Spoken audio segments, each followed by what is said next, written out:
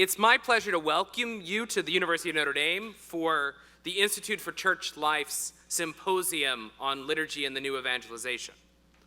I'm Tim O'Malley, Director of the Center for Liturgy and a concurrent faculty member in the Department of Theology. And it's a delight to have you here with us on this somewhat warm Midwestern day in which the heavens opened up, as some of you experienced earlier. I'm always appreciative, and I hope you are too, of very brief remarks at the beginning of any formal event, especially one where a lot of people were traveling all day in heat, so my remarks will be brief tonight. This year, our symposium seeks to provide a nourishing food and conversation for the imagination. It's the mission of the Center for Liturgy at Notre Dame to nourish the sacramental imagination of the Church through liturgical catechesis and research. The topic this year is an important one that shaped the research interests of the center since I took over as director in 2010. Thinking back to the earliest days of the liturgical movement, the renewal of the Church's liturgy was never simply about new texts, new ways to engage people ritually. It was about a process of renewal in which political and social life was infused with the liturgical and sacramental vision of humanity redeemed in Christ.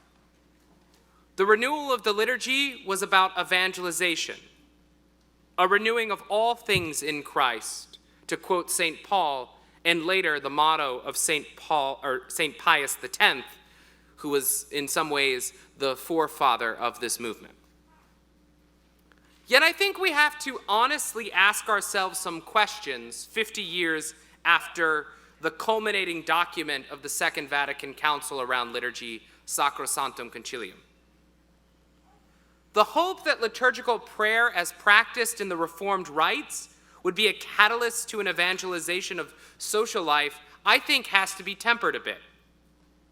Our Mass attendance is down, and as many of you know, significantly. Marriage has seen incredible declines over the last 50 years.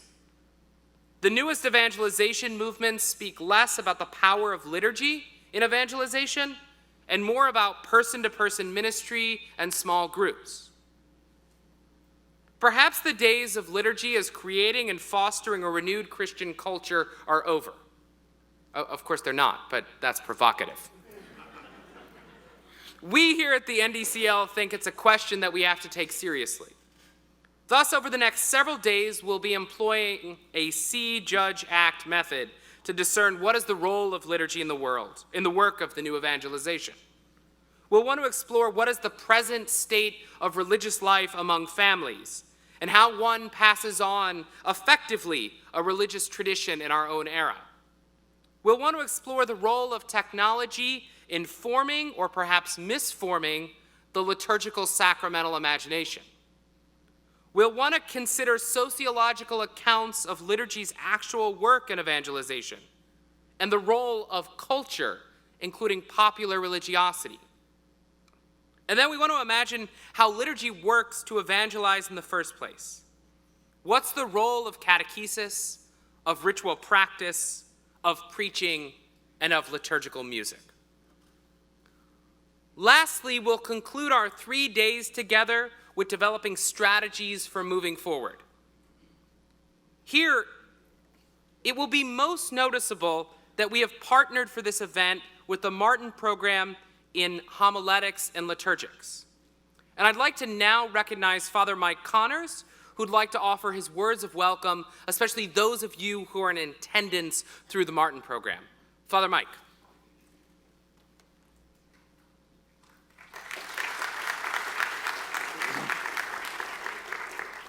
Thank you, Tim. This gives me the opportunity to thank Tim publicly for this opportunity to collaborate between our two centers, programs, and to thank Tim and salute him for the wonderful program he's put together for these days ahead of us. So on behalf of all of us in the Martin program and in the theology department, I'm happy to welcome you here It's a warm welcome. I hope that you're comfortable here and enjoy these days together.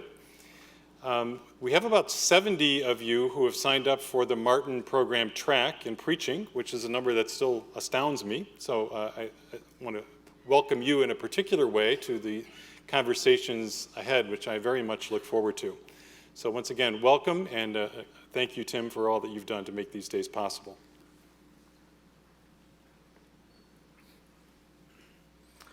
We do know that there are a variety of people here in campus ministry, parish ministry, high schools, and more. If you've been to one of our events before, we try not to inundate you with information, but give you a chance to have the kind of conversations that matter to the work that you do. So we'll have an informal time every day in which we've invited experts in various pastoral ministries and academic subjects to lead discussions about the keynote talks every day. We'll also pray together and eat together, and you've already been to the South Dining Hall. This was the busiest night to go there. I promise it will be less hectic in the future. I think so. And you'll have an opportunity to peruse the fine books on display outside from Liturgical Press, liturgy training publications, Ave Maria Press, and resources available through Paulist Evangelization Ministries. A couple of very small logistical notes before I introduce our speakers for the day. If you need anything, you can talk to me, but that's not going all the way up. If you really need anything, Barb Luter, who's our program coordinator and who really deserves the lion's share of gratitude for all the organization structure, Barb can help you with anything, and she'll always be around. Just say Barb, and she'll appear. In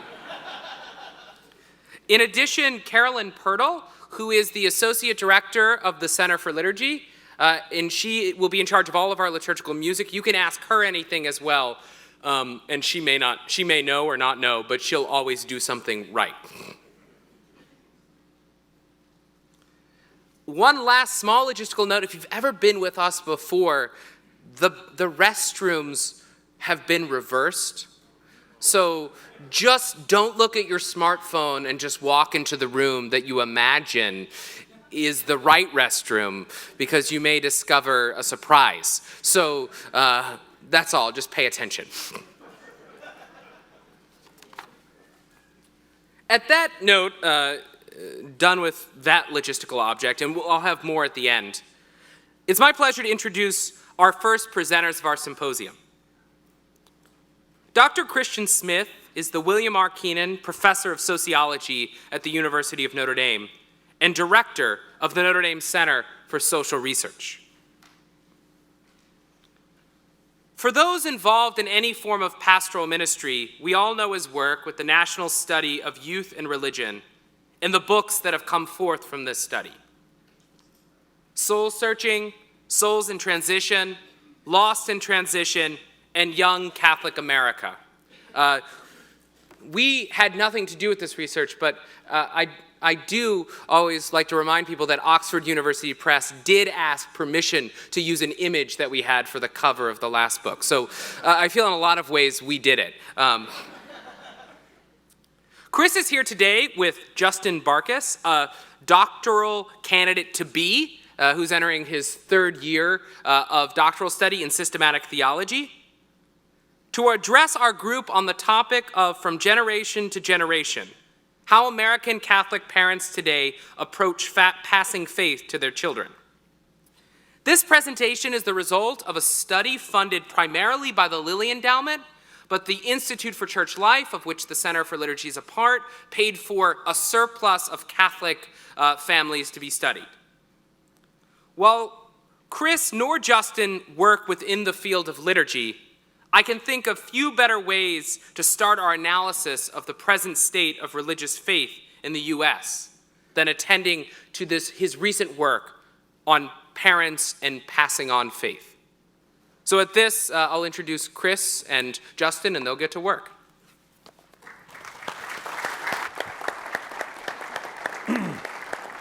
Okay, thank you very much, Tim. It's a pleasure for Justin and I to be here and share some of the results of our recent research. And I hope what we have to say is helpful for you in your work and the conversations you're going to have here.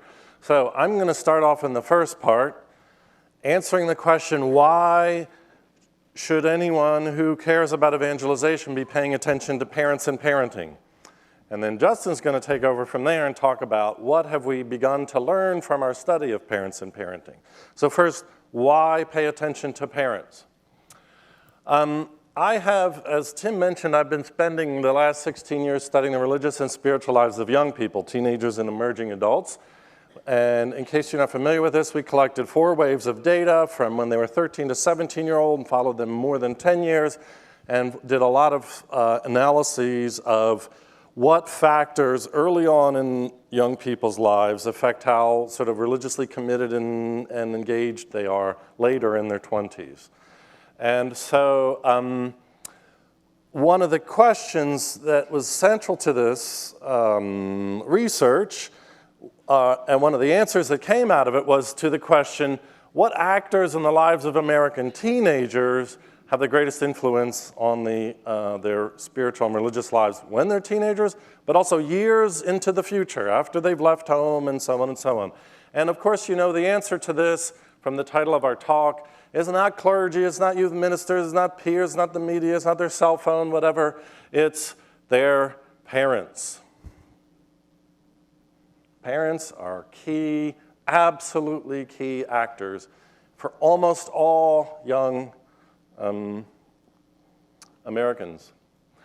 Parents, for better or worse, are the most influential pastors of their children. They define for their children the role that religious faith and practice ought to play in their life, which most children roughly adopt.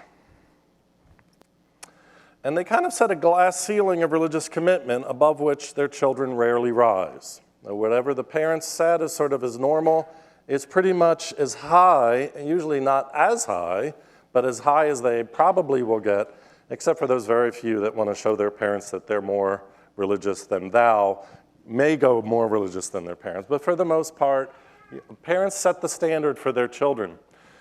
So in other words, the intergenerational transmission of religious faith and practice today, the key location is at home, not in congregations or schools. The key agents are parents, not clergy, youth ministers, etc. And the key mechanisms are formation of ordinary life practice and identities in households, not programs, preaching, rite of passage, and so on. Now, as Justin's going to say, it's not that this stuff doesn't matter. It's not, the whole right side that says not this, it's not that that doesn't matter. It's that that only matters if the parents do something to help make it matter. If the parents aren't putting it together, that stuff just has almost no effect. So we really need to focus on parents here.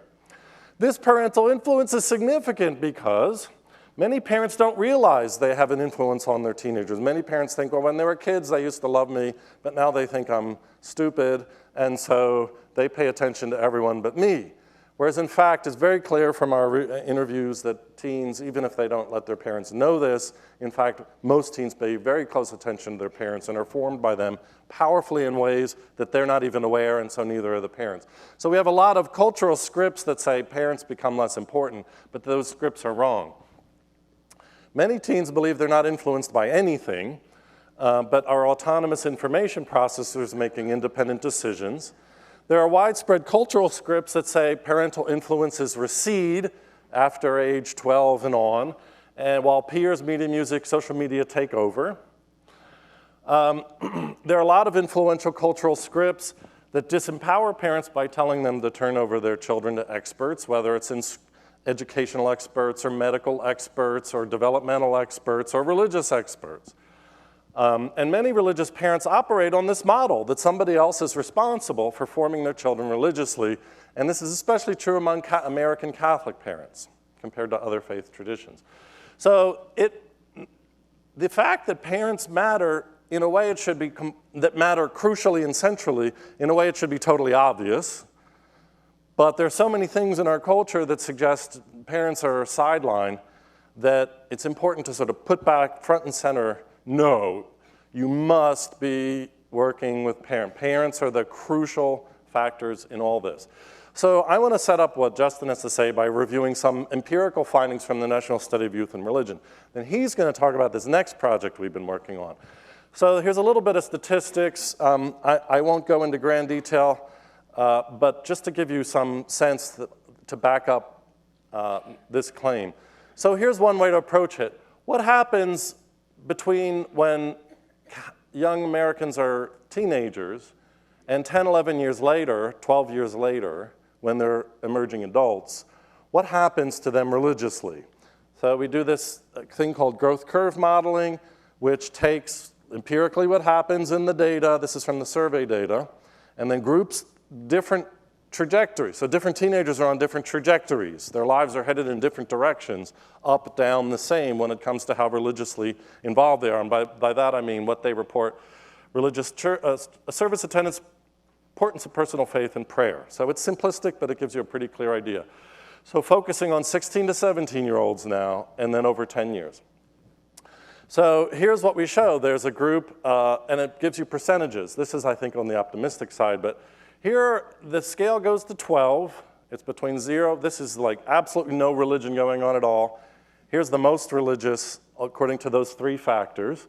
And so at age 15, 29% of 15-ish-year-olds and are on about a 9 out of 12, 3/4 of the total religiousness, and they pretty much stay up there. They're pretty stable. They have a little tiny dip, but they kind of aren't going anywhere.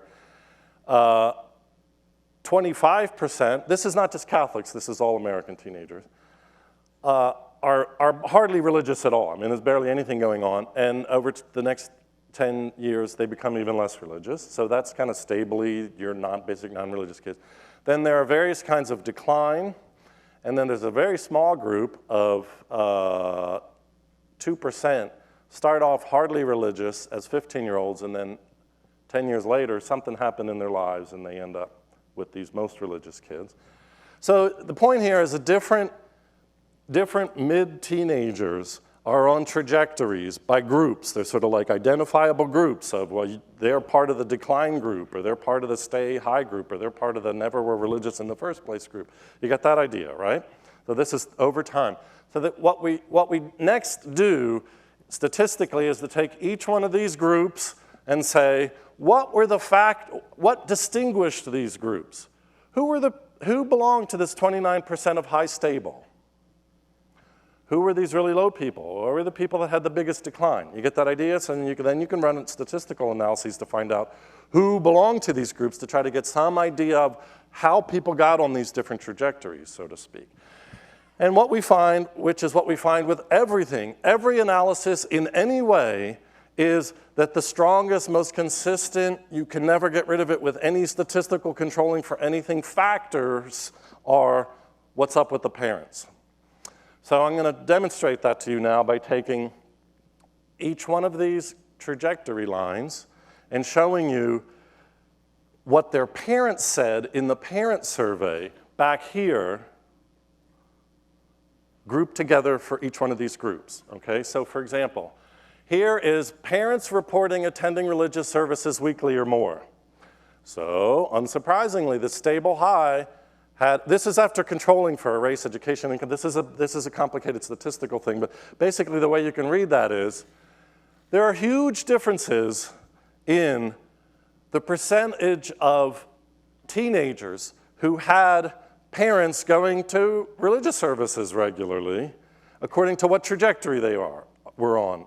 And see, this is not rocket science, it's not surprising, but empirically you're staring at it. If you want somebody to be in the high stable group, that black line group at the top, they really had a lot of, 2/3 of them had parents who attended church weekly.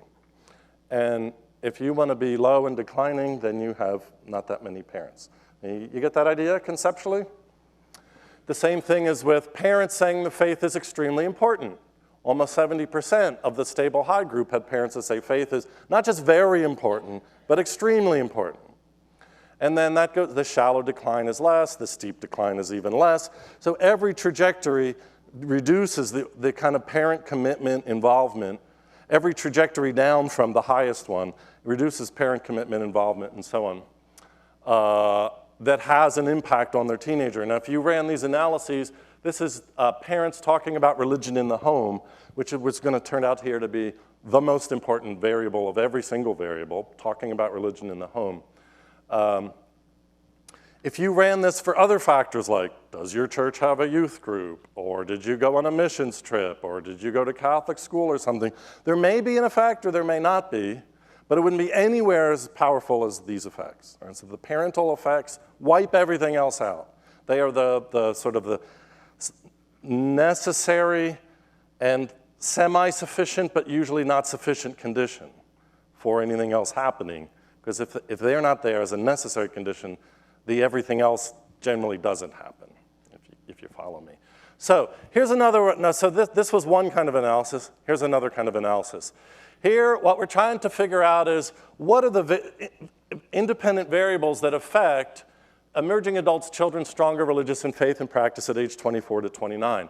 And this is after like testing a million factors and controlling for lots of things. And you can see a couple, and these are the direct effects.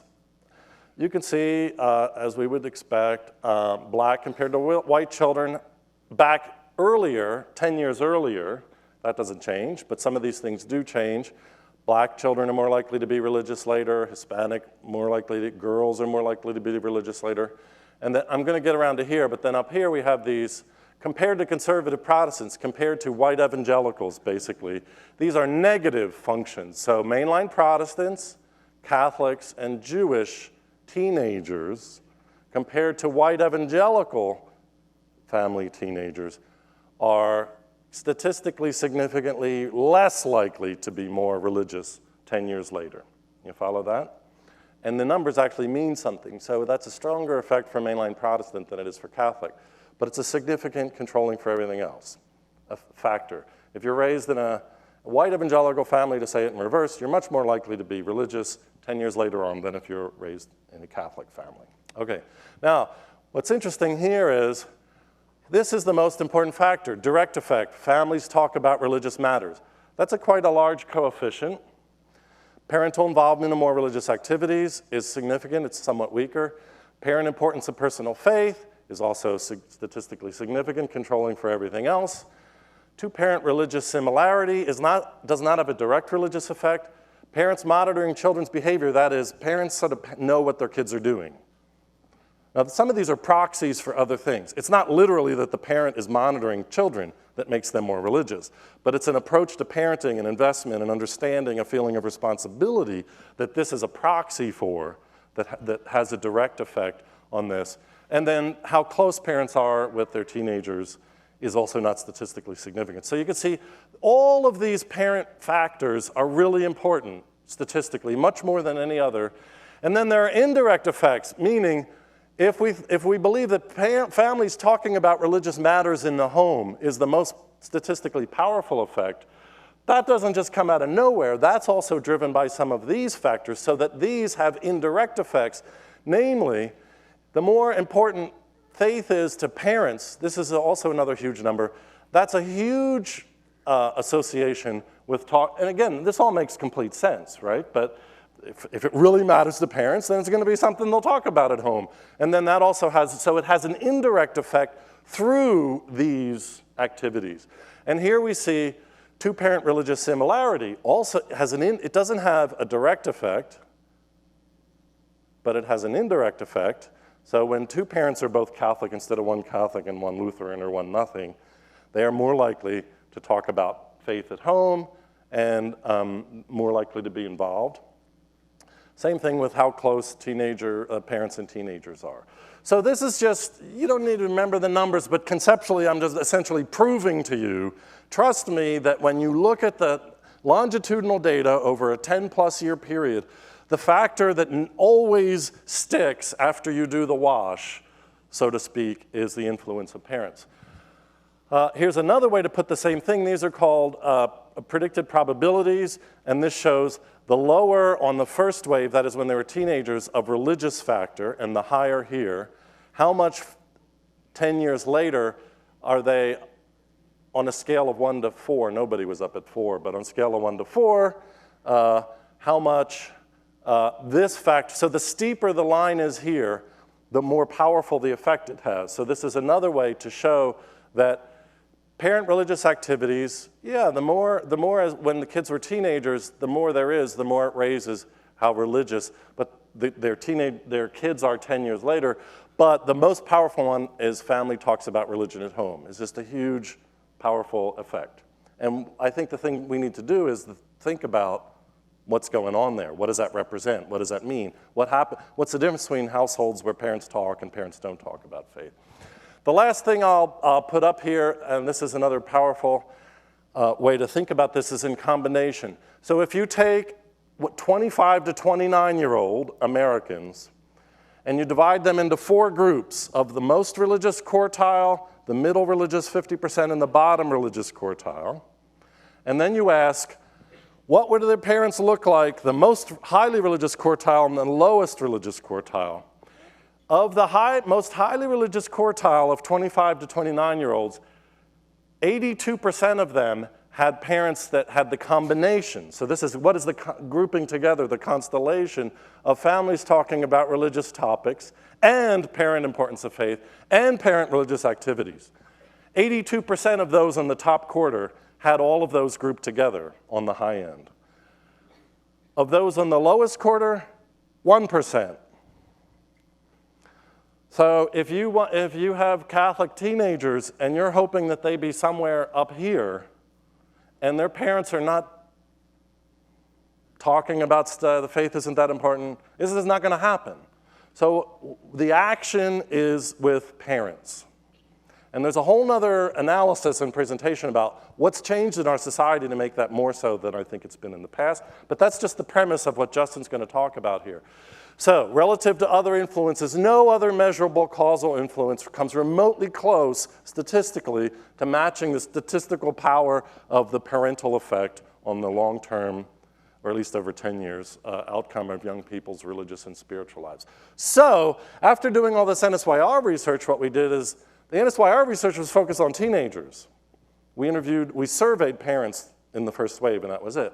And what we learned was, well, parents are hugely important. So what we did when NSYR was winding down is we said, we need to study parents now. So for the last year and a half, 2 years, I've been leading a study focused on parents.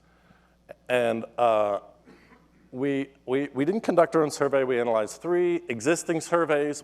And the heart of it is we interviewed about 245 parents from all around the country, different faith traditions, family structures, et cetera, living in the US. And included in this are 73 Catholic parents. So as Tim mentioned, the Institute for Church Life paid for an oversample of Catholic parents because we really wanted to figure this out and get this right and not end up saying, gee, if we had more data. So this will give you a quick sense of, this is our sampling. You don't have to, again, memorize these numbers, but the idea here is we sample, this is called stratified quota sampling, but white Catholics, black Catholics, Hispanic Catholics. And these are the grand total numbers we got of those. And then conservative Protestants, mainline Protestants, black Protestants, Jewish, non-religious, Mormons, Muslims, Hindus, Buddhists. We got a whole range of types of religion, and then we stratified by social class. We made sure not to just be talking to upper middle class people, but middle class and upper middle class and working and lower class. And then we stratified somewhat as best as we could by 2 biological parents, blended families, and single parent families. And then we also stratified by high commitment religious people, low commitment religious people, and then some mixed. So we tried to get enough diversity in order to make the comparisons. That's the idea. And the bolded part, the tan, is the Catholic sample. And so now I'm turning over to Justin, who conducted very many of the Catholic interviews and has been reading and reading and reading and thinking about them. And now he's going to give you the first pass digested version of what we think we're hearing from Catholic parents. Thank you, Chris. Just 2 things to say before I start. And the first is that as the underling graduate student, I resolved that I would not appear underdressed, at least compared to Chris. And I see that I've succeeded wildly, not looking like a schmuck. And then I'm sorry, Chris. And the second thing, though, is that what you're going to hear from me is less statistical and more cultural. Now, the study is a study of culture. So in other words, we have interviews. I did interviews. That's all I looked at were interviews. And so what you're about to hear from me is a little bit less statistical. It might sound a little bit more anecdotal, but at the same time, that doesn't mean that I wasn't also looking for causal influences, causal explanation of what's going on in the American household. But what you're about to hear is a little bit less statistical. Now, just a few questions that I wanted to answer in the course of my remarks. The first, would the data have us accept a defeatist narrative regarding prospects for successful intergenerational transmission of Catholicism? In Tim's opening remarks, you could sense that this question underlied the remarks that he made at the beginning when he cited those statistics about the flight of Catholics from observance of regular Catholic practices, the decline in marriage, and the amount of young people who want to invest in marriage. In other words, this question is at the heart of this conference, I think. And do we have to accept a defeatist narrative? You know, is the secular sort of freight train just sort of bowling us over? And except for sort of we chosen few, the remnant, we have to admit defeat, that the secular freight train is going to roll us over? That's the first question. The second, what plot lines emerge from the data that are most pastorally relevant? So this is sort of tailoring what we saw in this study to you all, to the audience. And a few important plot lines will emerge that I think you will find really interesting, very important, crucial for how you think about your ministry. And then third, very important one, what does success look like? What is this? We're going to give you some snapshots of what success looks like. And they will seem very mundane. They will seem very ordinary. Many of you in this room could have sort of spoke and talked in the way that our successful transmitter parents talk. And it will seem mundane, but I want you to be able to see why underneath that mundaneness there is a very, very high likelihood of transmission succeeding in these particular parents that I'll show to you. Okay, so I just want to orient my remarks a little bit. They're going to frame everything that I say. And the first is that the household is a cultural project. And parents have, obviously, a very important role in that. So that's their first sort of topic here. Now, the household, from henceforth abbreviated as HH, is a culture. And it's always a culture in miniature. I was just talking to Chris about this, and he mentioned that, you know, not very many Americans think of the household as this, that the household is sort of this consumer of different bits and pieces of culture, different influences, TV here, a round of golf there, a school, all these different things. But the household itself is a culture in miniature. And by culture, what I mean is a meaning-making project. A meaning-making project that initiates children into viable and coherent modes of being within a world of vastly plural influences. It's just a big way of saying that the family teaches the child how to be human, what to aspire to, what matters, what values should be espoused, and how to, in this vastly plural world, especially in American society, how to live a life that makes sense, to pursue goods that are worth pursuing. That's what it means to say the household is a culture in miniature. Secondly, the household culture is fundamental to children's existential initiation. So it forms children with great depth, with psychological depth and narratives, motives, ends and aspirations, practices, pleasures, modes of experience. There are many children in this country that don't know what it's like to have a genuine religious experience, who have no idea what that is. There are many children in America who don't know how to play Scrabble, okay? It's a mundane, silly example. But the point is that if it was played in the household, that then children have this mode of experience that can make meaning for them. Okay, and third, it's also important to mention, of course, that the household is a permeable culture.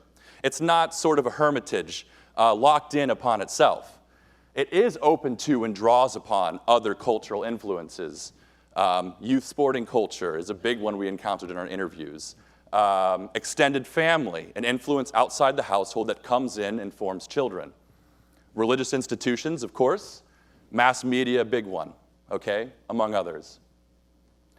Now, Catholicism itself is one household cultural project amongst others, and therefore parental transmission of faith is a cultural project. Okay, so now, this is important. What do I mean when I say effectiveness? When we talk about parents who transmit Catholicism effectively, it means providing an environment within which children successfully enter adulthood with the perception, so it's a perception, children perceiving something, realizing something, seeing something, that being a practicing Catholic is meaningful and beneficial, and therefore viable as a primary long-term life commitment. So effectiveness means a perception, and a certain perception, that Catholicism is worth a commitment of my life for the long term. That's what effectiveness means. Now, what's very important then, and what showed up again and again in the data, is how important it is that children be intrinsically motivated to be religious, to be Catholic. I'll say a little bit about what that means. First, success means when children perceive the meaningfulness and the necessity, key word, the necessity of Catholic commitment. In other words, they have perceived that this is a good way of life, such that they don't even really perceive there to be an option otherwise. Or if they do, the decision pretty much has already been made. Look, I grew up in a Catholic household. It was a beautiful way of life. My parents were very faithful. Like, why would I not? That kind of necessity. Failure is when children perceive the pointlessness or the non-necessity of religious commitment, okay? So that's important. So you could be exposed to a lot of religious content, but not see the point of it, ultimately, which would then be a predictor of a failed transmission, failure. So children have to perceive the intrinsic value of religious commitment. And this is not always how it was. This seems common sense. They have to see it from their parents. This is not always how it was. So I was just in the car the other day with both of my parents, who happen to be a generation, of course, older than I am. This is what you paid all that money to learn, right? Yeah. But my dad grew up in the 50s. He's actually here in the audience. Hi, Dad. There he is. And I asked him, Dad, was religion a big topic of conversation in your household? Was it something you guys talked about? Was it something your parents tried hard to model? Did you sort of really know from your mom and dad that religion was so important to them? And he said, we never really talked about it. We never really talked about it. And I said, well, how were you supposed to know that it was important?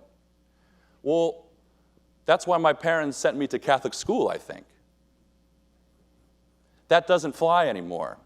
And the interesting thing now is that, so before, if the family plugged in to the institutional Catholic Church, the children's perception of its intrinsic worth, its intrinsic worthiness of commitment, followed almost automatically.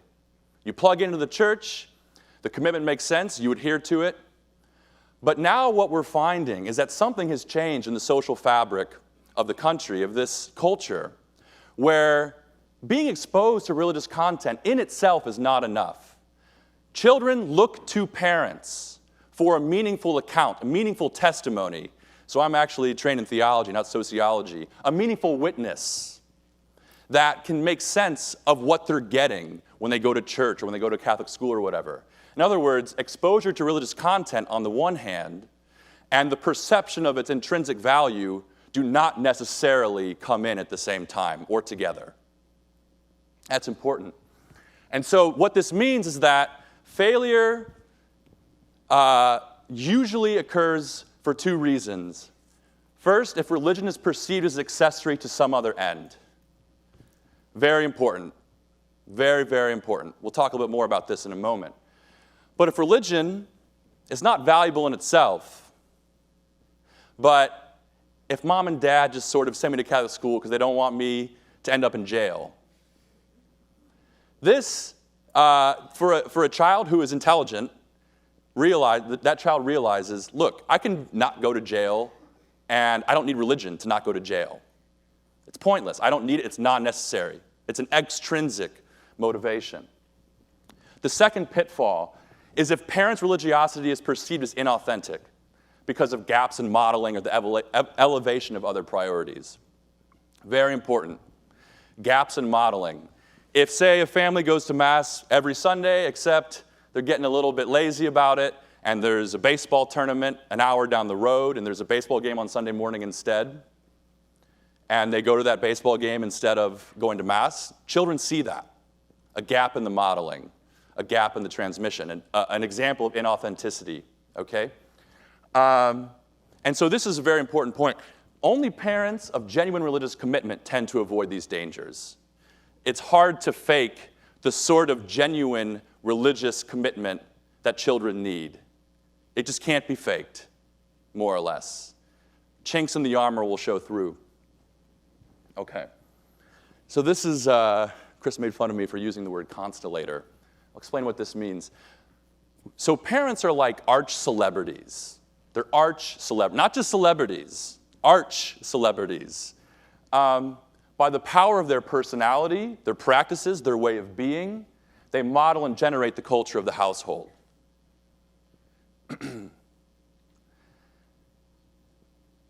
A parent is a powerful spiritual force. I know that's not sociological language, but their witness, their testimony, their personal testimony, and just the way they live their life is very important.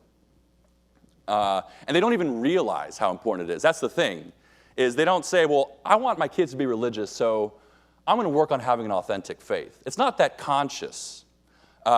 Just like all of us, none of the things that we pursue or the goods that we strive for we don't always realize it, you know. We don't always realize it. Sometimes it's implicit. Now, administratively, of course, parents produce, so they generate, they cause, they make. They induce, so they lead children to. And they interpret the household's experiences of Catholicism. Okay? And so, though parents are one influence among others, they are nevertheless the dominant influence, which orders and shapes the way children experience other influences. So this is what I mean when I say that parents constellate children's experience of various cultural currents, including religion. In other words, parents are one influence among others. That is true. But by their personality, by the way they model, by the way they live their life, they bring all the other influences that children experience, whether it's sports, school, the internet, social media, etc. Parents bring that into a meaningful whole. So they're one influence among any, but the dominant influence which orders and shapes all the other ones. Very important. Okay, so here's an example from the data of parental outsourcing. In other words, parental just plugging into the institutional church, not proving effective anymore. So just a small bit of background. This is a white Catholic. She's a mother of 3 teenage boys. Okay. Oops, what did I do? Can the eye in the sky get away from that? No? Shoot. Sorry, Tim.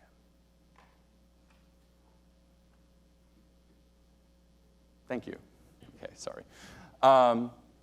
So this mother is personally devout. She's at least a semi-committed Catholic.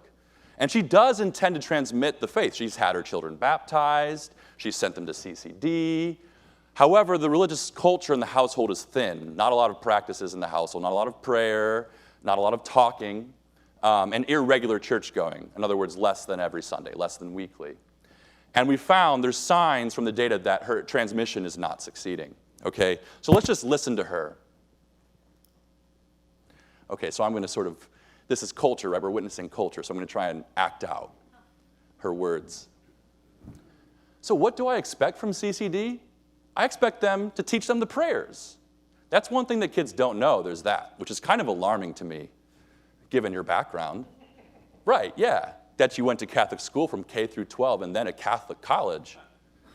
And it's not their fault. I mean, it's mine. but I want them to know what it means to be good to people, what it means to be caring. I guess, I'm not convinced that my kids will remain Catholic. And I'm okay with that. She's clearly not. I just want them to, I don't even know why I'm saying, I guess I'm just saying that they may run into other influences in their life, that whether it's their spouse or whatever, but I just want them to have the foundation. Right, so if they're going to leave, they sort of know what it is they're leaving. Yeah. I don't know why I said that they won't believe. They do believe, but I guess I just don't know what the future holds for them and how strict their Catholic religion is, It doesn't really match up well with their lives. So what you have here is a mother,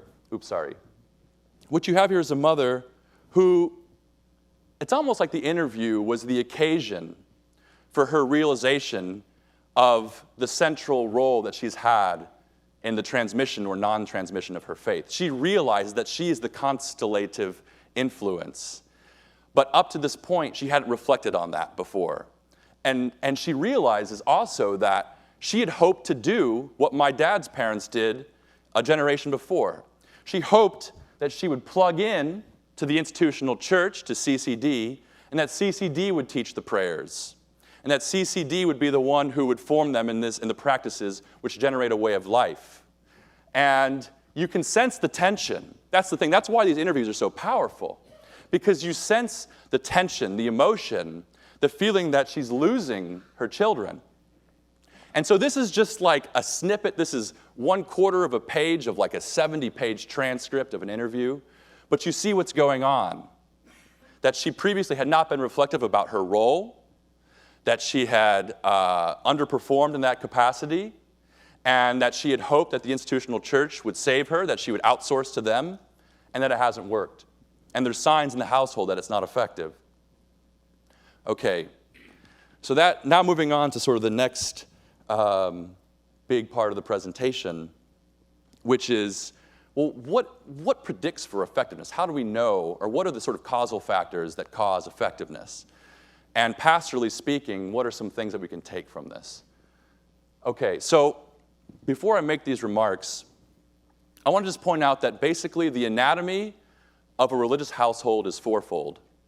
So in any household that intends to transmit religion, or basically any cultural project, there's 4 elements of it. And they could be done well or done terribly, but there are 4. The first is that parents always narrate a motive of why. So I mentioned earlier that children don't just receive religious content and immediately see its intrinsic value. They look to parents to be able to interpret for them or give them a reason, an account of why this is something that's done in the household. And that account of why is what I'm calling the narration of motive. Why transmit Catholicism? Every family who transmits to any degree inevitably has some sort of narrative about this. Secondly, is the degree of conscious intentionality about implementing that narrative. How reflectively and strategically, big word, strategically, do parents execute and model their professed narrative? That's the second thing. The third is parents supplying religious content through practices, the introduction of human relationships, schooling, programming, exposure to religious opportunities, etc. It's the content, what religion are we getting in our house? That's pretty straightforward, okay? And lastly is the enacted interpretation of religion in the household. And this is the most mysterious, most unanticipable, most difficult to sort of predict for thing that happens in the household religiously. Because they're moments, they're events, they're sort of, to use a theological term, they're kairotic. You can't predict them, they just happen all of a sudden. Moments or events in the household that sort of interpret everything that they've been getting before that. So you could have a deep conversation, or teachable moments, the death of a relative, or a parent undergoing a conversion. Deep moments. Okay, so each of the 4, there's going to be 4 things that predict for an effective household, and each one will correlate to each of these 4 elements of the religious household. So the first is that most motives are potentially effective, though some tend to be more so. Quick run through of what these motives could be.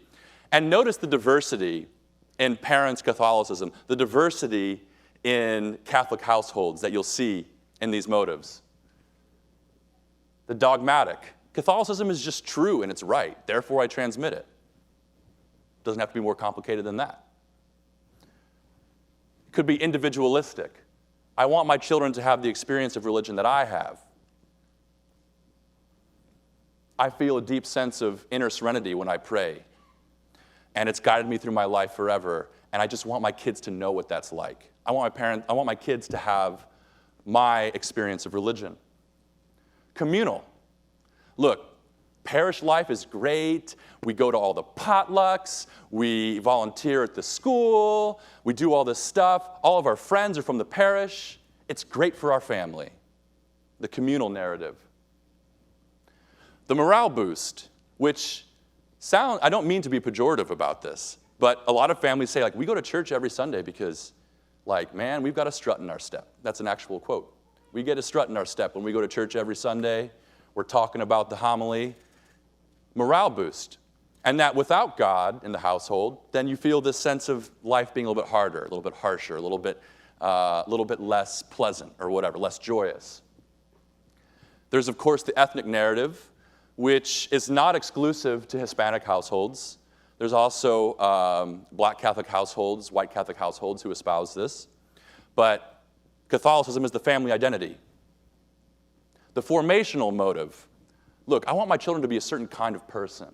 And Catholicism provides the best formative sort of matrix for that. There's moralistic. I want my kids to make good decisions. I don't want them to go to jail. That's why we go to church on Sundays. Okay, I want them to be good people. I want them to know that there's a heaven and there's a hell. That might help them make good decisions, I hope. And of course, there are a number of parents who are just sort of inarticulate about this, who are unreflective about it. And we found our interviewees through religious congregations.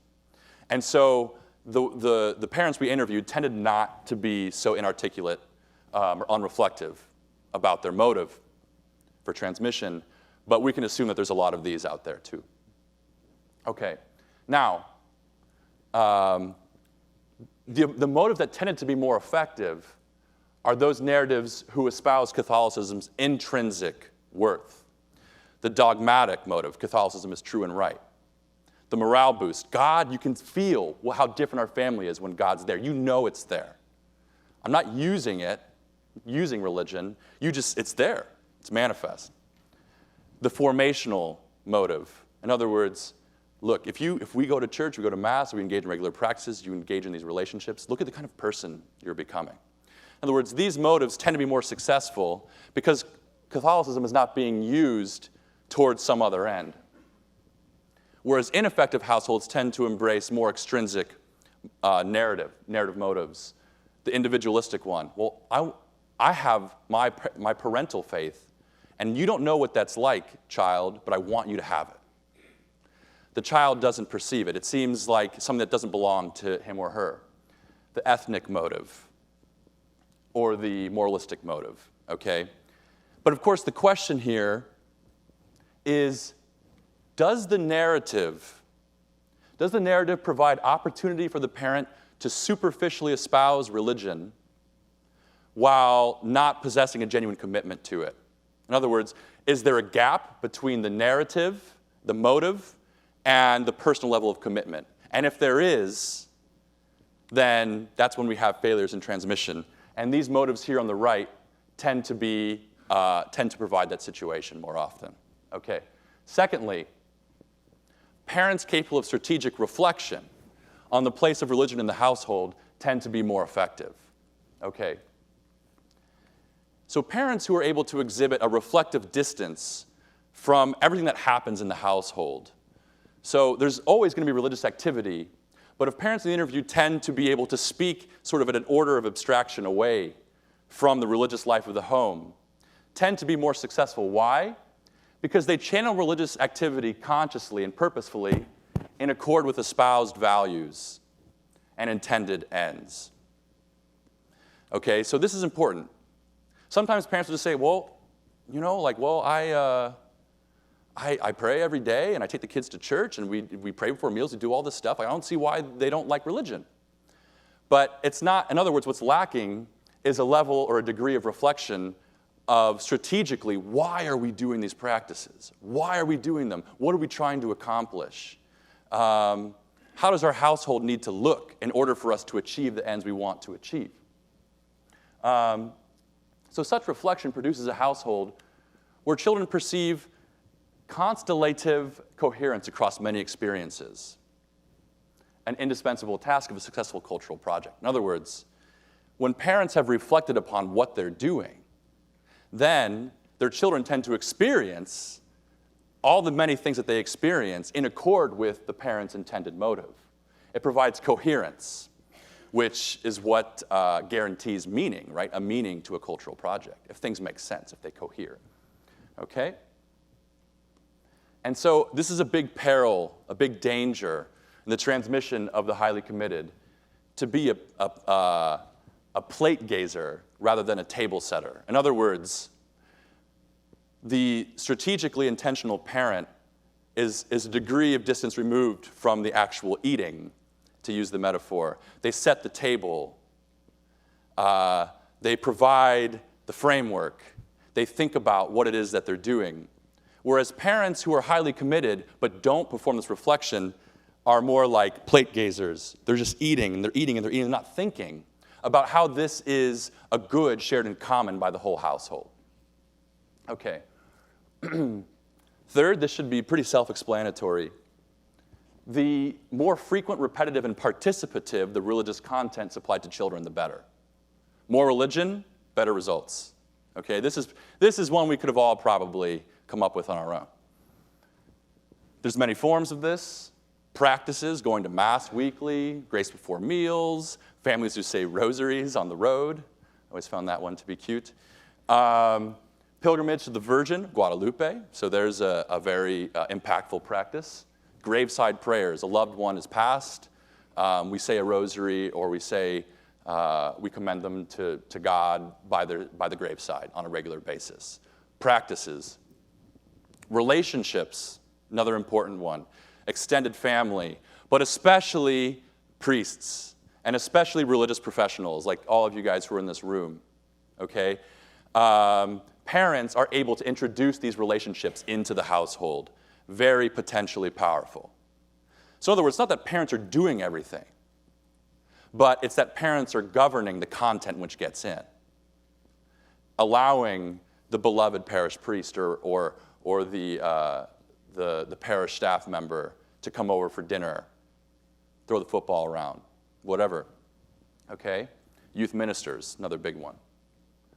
Encouragement of experiential opportunities, shepherding your child to a Catholic college, for example, or suggesting youth group, or pushing them to volunteer as altar servers, which feeds into the next one, religious volunteering. In Hispanic parishes, a lot of parents tended to have their children teach CCD. Religious volunteering, altar serving is also there, okay? So, but this is a big plot line for us and for this audience.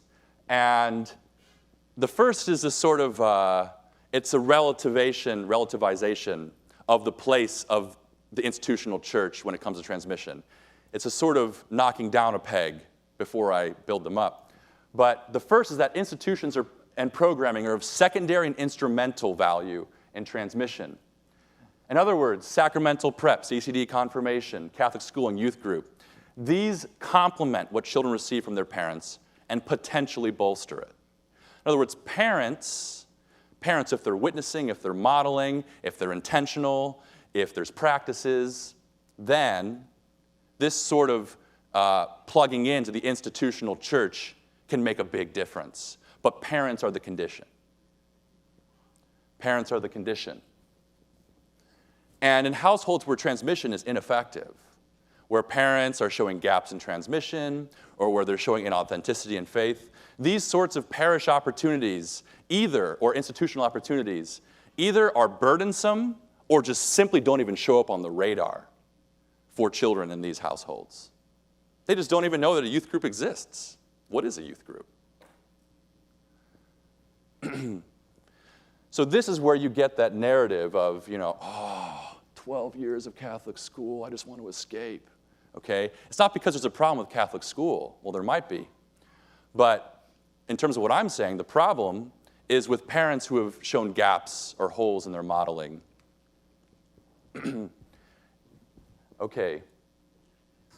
So an important thing to notice, and this is a sort of narrative you hear out there very often, which is that transmission is failing in our young people because catechesis is poor. And this could be an indirect causal influence, but a more direct causal influence is the lack of a strong household religious culture, okay? There's not a direct causal arrow between more faithful institutional catechesis and more effective transmission, okay? Very important. Because a more effective or a more faithful catechesis or a better catechesis is still a form of institutional programming. And so parents have to prepare for that or have to be the condition which makes it possible for that to really take hold. It's not that a better CCD program is a bad goal. It could be indirectly really great, but the household is a more direct influence.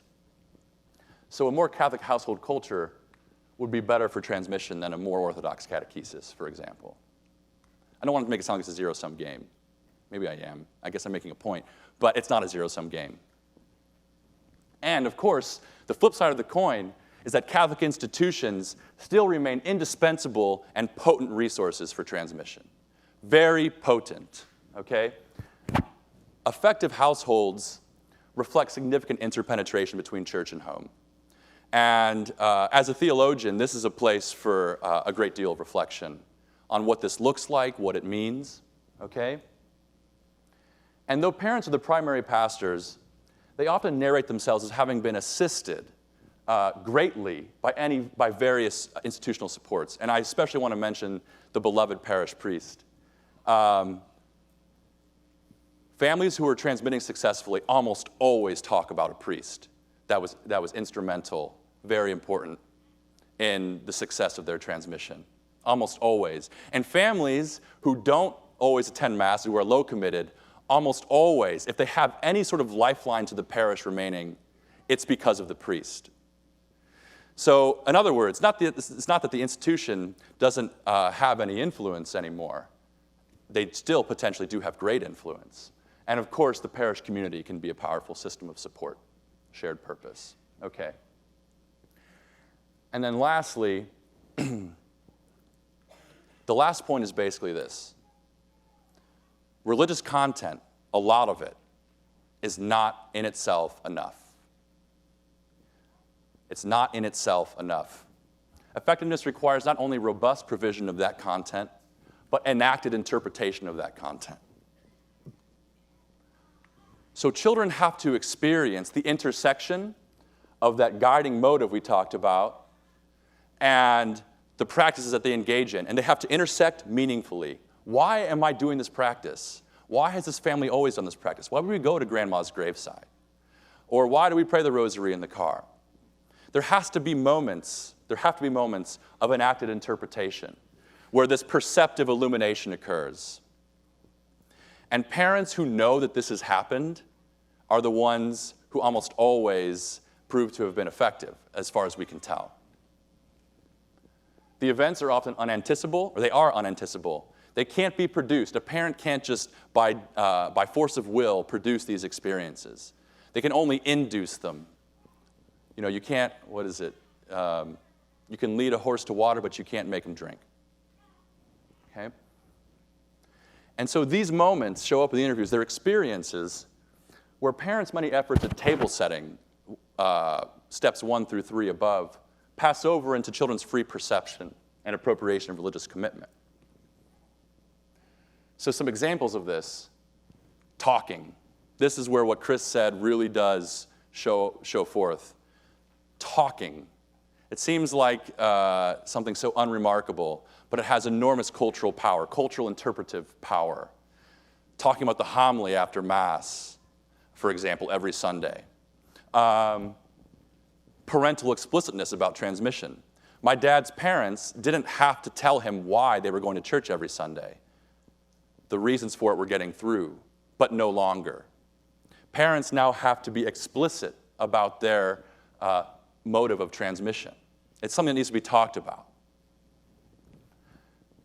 Outwardly manifest moments of profound parental conversion. A parent undergoing conversion is a powerful witness. A child seeing the faith make sense out of their parent's life is a powerful experience. It's a powerful interpretive experience. Substantial and not merely ritualistic, religious and spiritual processing in moments of crisis or loss. The breakdown of a child's romantic relationship in high school, death of a loved one. Several of these stories came out in the data. Very powerful. A child processing the fact that she was an alcoholic religiously with her parents. Very, very powerful. Or being placed in a position of personal responsibility for the faith of others. So leadership positions in, say, a high school youth ministry or something, or teaching CCD like I mentioned before. And you could have the dial turned up super high on religious content, but if these sorts of things don't happen, then those experiences remain fragmentary. Fragments, meaningless fragments. They don't fit together, they're not constellated into a whole, they're just fragments. And so when you have the failure to enact this interpretation of all the religious content in the household is when you have children who have been put through a lot of religious stuff and don't know why. And that's where you get the friction. That's where you get the friction. Okay. We don't have much time, do we? Or how are we doing? How are we doing, Tim? We're Wrapping. Okay, good. WRAPPING. Okay. Well, you can do that too. Hamilton's all the rage. Hamilton is all the rage. Okay. Okay, I want to do this. I'm going to do this and then jump to conclusions really quickly. So this is just one more snapshot of a person, and we're going to go to the next guy, actually.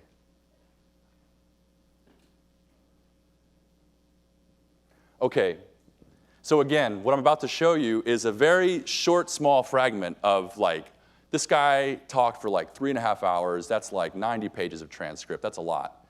But this is just the smallest little portion of it, which reveals a ton. And this guy, white Catholic father of 3 grown children, and he and his wife are dedicated spiritual readers and seekers. I'm pretty sure that not all of you would love all the stuff that these two are reading, but that's not the point, okay? They have this formational motive. We are spiritual seekers. We want our children to be spiritual seekers too.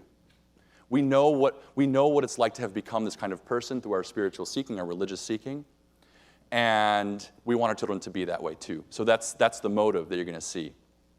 Okay. Do your kids have a tendency or an openness to absorb? Because clearly you and your wife are interested in spiritual literature and things. Does that get passed on naturally to your own children? Or do they sort of sit there, maybe roll their eyes? Well, I'll say all the above, because to hear Richard Rohr talking on the CD player, as opposed to having a song on there in the car, was probably like nails on a chalkboard to them. But I think what they observe is us trying to live what we're saying. And as I mentioned earlier, any of them will call you out on any inconsistencies. So I think they kind of have seen it modeled. And they have, even in their young lives, they've seen how it's applicable. Whether it's the Enneagram or whether it's something that Eckhart Tolle has said, or, pick the teacher, but something that's applicable to their life and that they can see, oh, wow, now I see what you're saying. And so I think, yeah, it kind of rolled their eyes because, that's just mom and dad.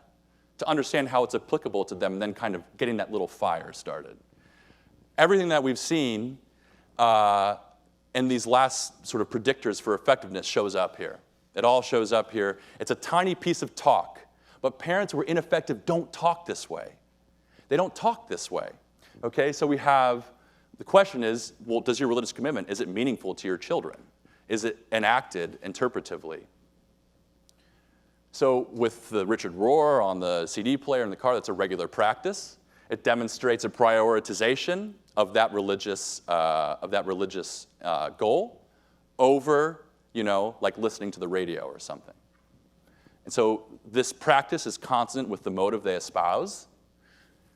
they're modeling what they're saying, and they have reflective distance enough to know that they have been modeling, that they have intended to model, you sense that this is not the first time he's thought about how his religion how his children are perceiving his spirituality in their home. More intentional modeling, he even used the word. He's convinced of enacted interpretation 3 times. This is how effective parents talk. It seems so mundane. It seems very mundane, but you would be astonished just sifting through all the interviews how seldom someone talks like this, or you see this, okay? Great. Skip this. All right, so our conclusions are basically these 4 things. The spiritual personality of the parents is the single most powerful force in a child's religious formation. The parent's job is not to barricade their children from a harmful culture. The parent is the barricade. The parent's spiritual personality, the force of their witness, is the barricade. Effective transmission of Catholicism is completely possible for parents who genuinely intend this goal. No defeatist narrative. If you intend the goal, it can happen. If you're of authentic belief, it can happen. And it does happen.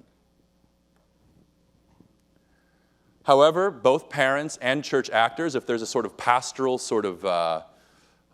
light blinking, red light blinking that says, do this, do this, do this, this needs to be done, parents need to be made aware of the cultural and psychological centrality of parents' role in transmission. And lastly, the faith of the household is a common fund from which all draw freely. Faith can't be perceived as simply something that belongs to parents. Now, parents can coerce children into religious practices, like you're going to church whether you like to or not. That kind of coercion is okay, but the underlying attitude cannot be, faith is mine, you don't have it, you need to believe in the way that I do. It needs to be a common fund. And that's what that interpretation was all about, that piece about interpretation was all about. Children perceiving the meaningfulness of Catholicism as a viable long-term commitment for themselves. Sorry for going over, but that's it. Sure. Okay, so thank you. I know we're running a little long, but I wanted to wrap up what we are saying with 2 summary observations and 2 big picture interpretations of this. The first, we can summarize everything we're saying by saying one way to think about parents now is that they are gatekeepers, they are sponsors, and they are interpreters. So they gatekeep for their children. They don't have total control, but they have a lot of control of what gets in, what gets out, what is brought home all the time, what is not brought home all the time. So they gatekeep. They're also sponsors. So sponsors we think of as RCIA, right? But in some ways, they are the sponsors of the church to their children. They need to sponsor the church to their children. And all that sponsorship involves in that sense. So in fact, that's a crucial role, and if they don't, only in very few cases will other mature adults in the church act as sponsors to children when parents drop the ball. That happens sometimes, but usually, almost always, it's the parents. And then finally, they have to interpret it all, as Justin said. The second point, I wanted to be explicit. We were joking about constellation and constellating and how many different forms of speech you can turn this word into. But just to draw explicitly what we mean by that metaphor is the difference between looking up in the sky at night and seeing a bunch of points of light, seeing the stars, versus looking up at the sky and seeing, oh, there's Orion, or there's the Great Bear, or there's the Big Dipper, and you see how it points to the Little Dipper, and that's how you can figure out where the North Star. That's the idea, is that the metaphor is if parents are constellating faith, church, culture, and society to their children, the children will be able to look at this vast array of stuff out there and piece it together into meaningful forms and see, oh, that's where that points, and that's how that's connected to history, and here's the people that thought that meant something, et cetera, et cetera. And you know that when you can look at the stars and you know the constellations, it's not that the stars in themselves are not interesting, they're amazing, but there's just something more that happens when you look up and see, look, there's Orion, And now I know where I am. Now I could sail across the Pacific, actually, if I knew what I was doing, sort of thing. So that's the idea of constellation. Now, stepping back and making two big picture sociological observations to try to put this into context. The first has to do with what's changed. And I'm not a big everything's changed in the good old days person, but some things have changed. And especially relevant for American Catholicism. So Max Weber, a German sociologist who's one of the founders of the discipline, you've probably heard of him, had this idea in a sociology of religion of carrier groups. Weber said, ideologies or religions or political movements don't go anywhere on their own. They need carrier groups to pick them up and move them, to take them somewhere. So Marxism, liberalism, every ism, every religious group, you know, the Mormons, whatever. Usually, Weber observed, there's some social class or some particular group or some movement that is the carrier of those ideas. And so I think what's happened with American Catholicism especially is prior to 1.5 generations ago, there were effective carriers of Catholicism that parents could rely on. The neighborhood was a carrier. The Catholic school, the parish was connected. The ethnicity was a carrier. There were a lot, the social class of early 20th century Catholics was a carrier. There were a whole set of interlocking carriers of the faith so that parents just had to sort of show up and be part of it, and the whole thing was being carried along. This is grossly simplistic, but there's something to it. I think basically what's happened is since the 60s, and I hate to sound like that, but I think sociologically it's the case. Since the 60s, as a result of a lot of social changes in American Catholicism, all of those carriers are no longer carriers. Anymore, the carrier is, whether they know it or not, is put on the shoulders of parents. Now, it's not just parents, as Justin said. The parents can take advantage of all sorts of but those other things are not going to carry it themselves. So I think, and this is a more profound change for Catholics than for Protestants. Protestants have always been more individualistic, always more congregation-centered, always more choice-centered. And I think this is especially interesting theologically for people that are into liturgy, because the underlying idea of liturgy, as I understand it, is very much you engage in a practice and lo and behold, you'll find you're formed by the practice. Whereas what we're talking about here is a lot of intentional, conscious, discursive work. All right, so I think one thing that you all could do is think about how does the practice side of practice fit, or what are the practices of liturgy that happen in the household culture, et cetera. So I'll just put that out there. Think about the idea of who is the carrier of the Catholic faith now. The old carriers don't carry anymore. That's why it's up to parents. The last idea is this, and it just connects back to what I just said about conscious intention. More modern theorists of modernity talk about how central reflexivity has become in modernity. So reflexivity is this constant self-awareness and checking oneself and checking one's temperature and checking, like, am I doing this right? And what do we think about this? And is this okay? So humans throughout all of history have thought about things.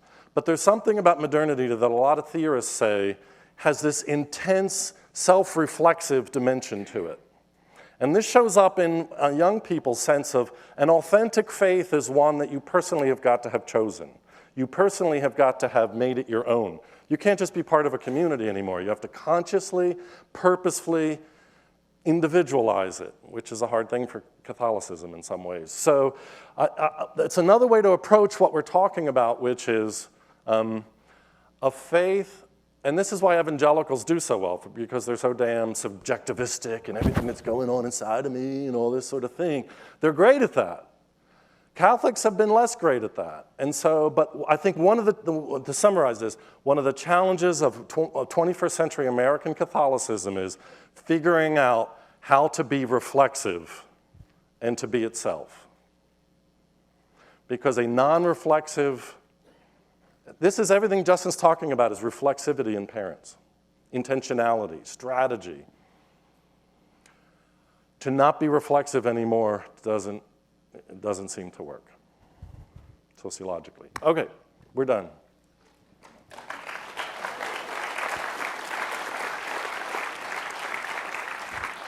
You did great. That was awesome. To the evening.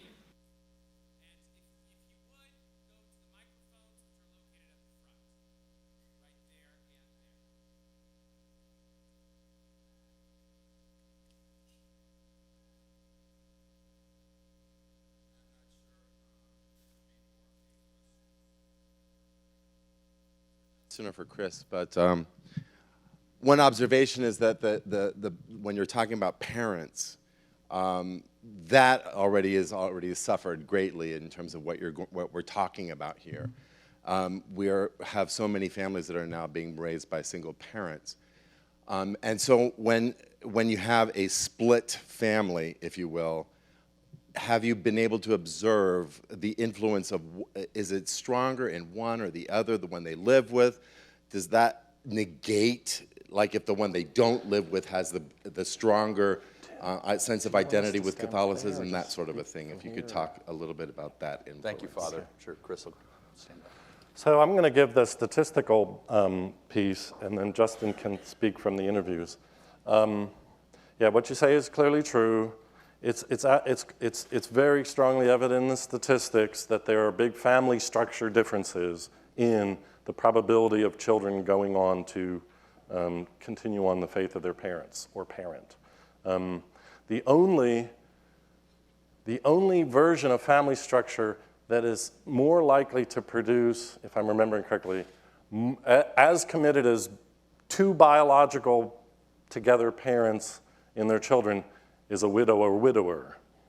But anything else, it creates difficulties. And parents are in difficult situations. They have joint custody, and then the other parent is being difficult. I mean, religion gets used oftentimes, as you know, as one way that people work out their conflicts. And there are just so many sociological factors that undermine formation of children in a faith with not having two bio or pretty well put together reconstituted families. Yeah. So that's just saying statistically that you're definitely correct about that. And since I'm not in sociology, I don't speak statistically. Two points. First is that, yeah, this is great. Seems like I probably said everything, but one thing that I had to leave out was, yeah, when you have two parents, that one of the most powerful ways of undermining an intention to transmit is if there's an inconsistency between the parents. And even if you know, and this is especially true very often in Hispanic families, where the gender roles have it such that women tend to be more emotive, more religious, more spiritual, and the dad kind of is the breadwinner and doesn't show a lot of outward emotion. And this sort of formation is problematic once it enters the American sort of environment, cultural environment. And so this is one of the ways that the door is left open to the sort of the destabilizing of an intention to transmit. So that's a great point. And you could have a highly committed, great transmitting parent, but if spouse is not there, then that's a destabilizing factor. So that follows from everything we've said. The second thing is about the single parent piece. And you have parents, and some of the interviews we did were conducted in very, very poor areas or with people who are going through a lot of very difficult things. And the strategic intentionality thing, the reflexivity thing Chris was talking about, so important. And parents who are low income or who are single parents, oftentimes are not able to live their lives such that there is the ability to sort of stop and think about what's going on. You go, go, go, go, go. Getting the kids to church is hard enough when you're a single parent. So I don't mean to say that there's some sort of flaw in what they're doing or some sort of culpability, I guess. But when you have single parents who are not able to perform that kind of reflection, it does create a peril for transmission. Yeah, so you can think another analogy for this is if there are two parents, and whether they're together or not, it's the same dynamic as a united front in disciplining a toddler. I mean, if somebody says, you have a 5-minute timeout, and dad says, I think that's a little harsh, you've just wrecked it, right? Mm-hmm. But when both parents are together and whatever it is, that is so much more powerful. So, and then that plays out in everything else we're talking about. Yeah. Thank you genuinely for the point that you were making about the importance of parents. This is fun. We can hear you, though. Okay, so I genuinely appreciate the point that you made about the importance of parents. I'm coming from the perspective of pastoral theology and religious education, and I hear in your presentation, in your project, to evidence for the point that's all over again in all the church documents about religious education, which is that parents are the primary educators of children in religious ed. The elephant I felt sitting in the room of your presentation is the question of adult faith formation. That parents are not done growing and learning and journeying, if you will, if you want to use some of the words in the category you are using, like witness. And so how does that fit in? Was that one of your categories to look at their own formation practices, maybe things that they engage in aside from listening on the car to Richard Gore? That remains an open question in terms of their own malleability and how they're able to hand on to their children more effectively. I mean, this was in your design of the interview guide that we used. So Chris authored the interview guide that we used that had a whole list of questions, and these interviews would go 2 to 3 hours, and generally the first hour would not be about parenting; it would be about the parent. So I don't know if Chris, you wanted to speak to that. Yeah, I mean, I'll say this. We did run into a number of parents who were very deeply committed to parish life. I mean, that's how we found, you could tell as we were going through the interviews, like what list the pastor was working from when he gave us these names. Like, oh, these are parents of kids who volunteer to altar serve. Or these are our CCD volunteers. And so we did have a lot of these interviews where you have parents who are deeply involved in adult faith formation too, where they'll have Bible, breaking open the word groups in the parish just for adults. And I would say this is anecdotal. Like I haven't looked at this sort of, I haven't investigated this causal connection and all but my impression is that many parents who are deeply invested in their own formation, their own growth, tend actually not to be reflexive about what they're giving to their children, because their journey is so great, right? I mean, this material is great, and they're really growing. And there were a number of parents who actually, this is the individualistic thing coming in. And granted, there were also parents who did do a good job. But were there interviews where a parent who was formed so well in their adult formation that it then sort of spilled over into making their household formation great? I actually didn't see a lot of that, but that's my impression. So I don't want to pretend like this is scientific. I guess the conclusion would be it's not. It's a great thing, and obviously everyone needs pastoral nourishment. But if there isn't this sort of conscious realization that what the parent is getting has to then be given to children in a meaningful way, that's meaningful to children, then we might actually have a problem. And a lot of times when parents are transmitting, or when they're interpreting or whatever, they have to stoop down to the child's level and interpret things in ways that children can understand or that's appropriate to their experience. And so actually being in an adult faith formation program doesn't give you those skills and can maybe even lead you away from having to develop those, if that makes sense. Well, this may not answer your question, but I'll just put this out there. I don't want to leave the impression from our presentation that basically now all Catholic parents need to get MDiv degrees. Mm-hmm. Because aside from the fact that that's not going to happen, it's not necessary. I mean, it's very basic. I mean, the difference is, kids can tell, does this matter to my parents or not? So it could be that parents don't know a lot, they haven't been that well formed, they're not that articulate, they feel, a lot of parents actually, I believe, based on a lot of parents consciously hold back from talking to their kids about this stuff because they feel inadequate. They feel like, I need to be an expert theologically, and if I'm not, I should just keep my trap shut because I don't want to look stupid. But that's not what kids need, is all these high-powered things. Really what kids need to know is this something that really, really matters to my parents? So there can be cases where parents, it's deeply important. The parent is a very quiet, doesn't know how to talk about it. But the kids pick it up one way or another. They observe. So even though we've been stressing talking about, that's true, but on the other hand, you can have parents that know everything and have been to Catholic school and can talk, they can answer any question, but all they have to do is give off a certain attitude or something and it's all over with their kids. So content and knowledge does matter, but more important, it's sort of like basic sense of identity and life commitment. And then if parents want that to come across, there are different ways they can get that to come across, especially if they know, because you've told them, they have to be intentional. We didn't answer your question, but at least we talked more. It's worth thinking about. We couldn't answer it. Yeah. Final question or comment for tonight, because this room, I think, is reaching a massive heat unknown by humanity. Hi. So I'm a high school theology teacher, and I definitely see the effects of this. My question, and I definitely think this pertains to education, this can lend us, I think, to maybe parent blame. Like, parents aren't doing their job, parents aren't supporting us, this is the parents' job. So I guess my question is, what would your response to that be? And if we're talking about effective parenting, what are the parishes of these effective parents doing that's helping to support the parents in that? Because I do think a lot of parents don't know how to teach their kids, or maybe don't feel like they themselves are the experts, and they certainly can't transmit something that they themselves don't have. I mean, I guess just as a general context,